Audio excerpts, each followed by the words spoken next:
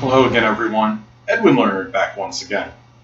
In this YouTube astrological segment, I'm going to be talking about Juno in the ninth house in a natal chart. Now, if you have Juno in the ninth house in your natal chart, well, that significant other, marriage partner, that person in that committed relationship that you may require or need, this could be somebody that could be very philosophical. They might have a very strong impact on your philosophy. It could be a rather religious person. You may meet this person in some religious congregation or church. You might want to go into church with this person frequently. This could also be somebody that might be a foreigner or have a different ethnicity than you. You might wind up actually marrying somebody in another country with Juno in your ninth house. Now, also, this could be a person that has a ninth house profession. This could be some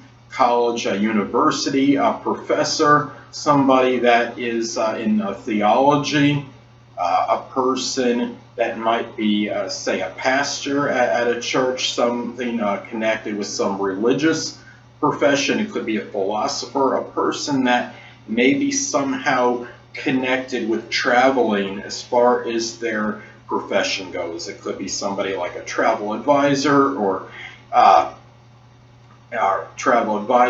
somebody like a pilot, a person that may be maybe a ship or like a cruise director, somebody that works in foreign affairs. This could be even a diplomat, for example. This could be somebody that might be work for a publishing company or that publishes their own material frequently. Maybe you want to publish your marriage once it actually happens. I'm only joking, of course. But anyway, this could also be something. Keep in mind that the ninth house also rules in-laws and grandchildren.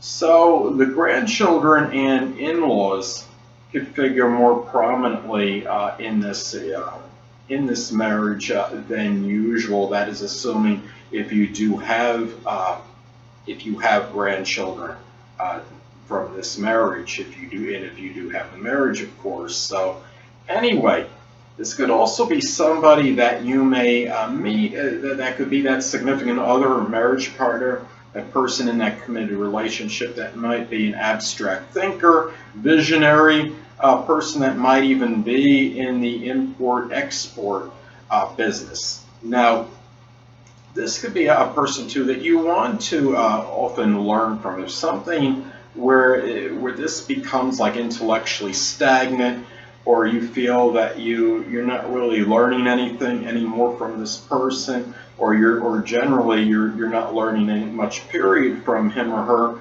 then this could be something which might leave you rather despondent and dejected. And also, this could be something where you have to, you look at the as far as this placement goes. Look and see, the sign that Juno is in, this could factor in, of course. Now, let's say you have Juno in Sagittarius in your ninth house in your natal chart. Well, this could be somebody that it may encourage you to keep learning exuberantly and with a lot of enthusiasm, and as far as perhaps learning past your high school education, and might even be very encouraging in terms of furthering your education in some college or some post high school education.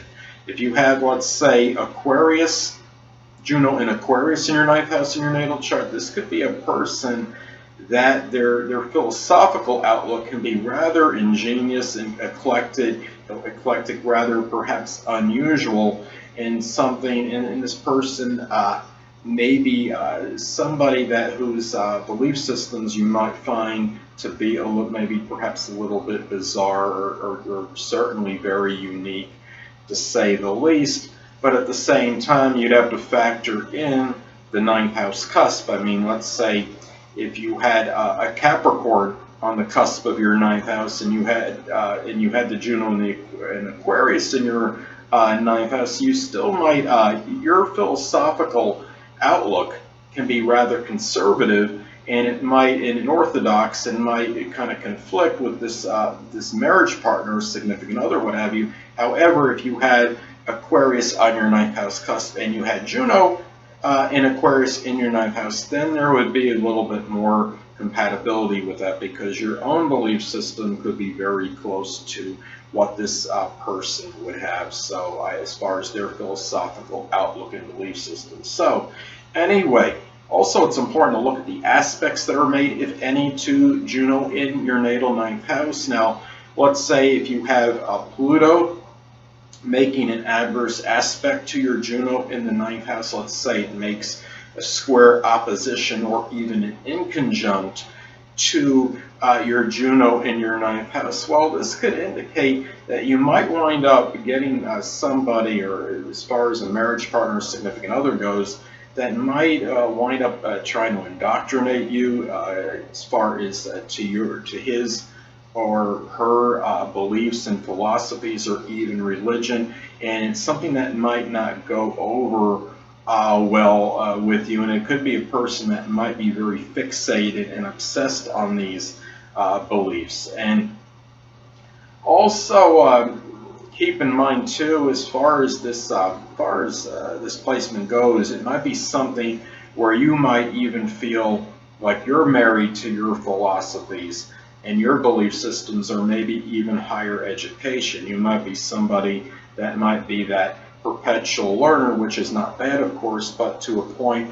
where you might become a little bit overly obsessed with it, like that compulsive learner, and someone that maybe just needs to keep taking all these courses, and really could get to a point where it might dominate your existence. Or you might also feel that you might be married to the in-laws, so to speak, and really, I mean, when I say that, I'm being somewhat facetious, that these in-laws, I mean, with this placement, may figure in more prominently in your life scheme than other Juno placements, but you might feel that they're almost like an indelible fixture, and they might be sometimes a little bit too close for comfort, and perhaps even the grandchildren as well, if you do have any.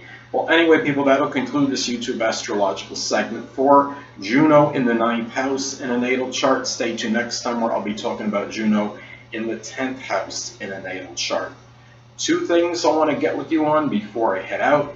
Firstly, the stars may impel, but do not compel. And secondly, never isolate any single astrological element, aspect, planetary placement, position, configuration, influence, or what have you, and make an analysis of a person, astrologically speaking, based on this alone, because astrologically speaking, the person is the sum of all their components in their natal chart, and not just one. Until next time, people, stay well.